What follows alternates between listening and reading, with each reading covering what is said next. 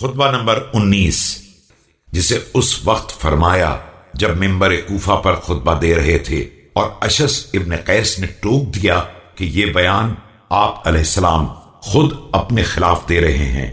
آپ علیہ السلام نے پہلے نگاہوں کو نیچا کر کے سکوت فرمایا اور پھر پرجلال انداز سے فرمایا، بسم اللہ الرحمن الرحیم۔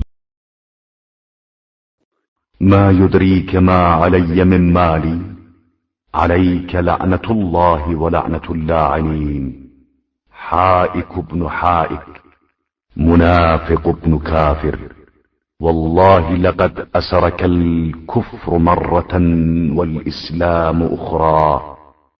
تجھے کیا خبر کہ کون سی بات میرے موافق ہے اور کون سی میرے خلاف ہے؟ تجھ پر خدا اور تمام لعنت کرنے والوں کی لعنت۔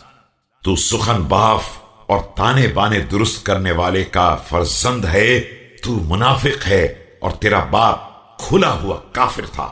خدا کی قسم تو ایک مرتبہ کفر کا قیدی بنا اور دوسری مرتبہ اسلام کا۔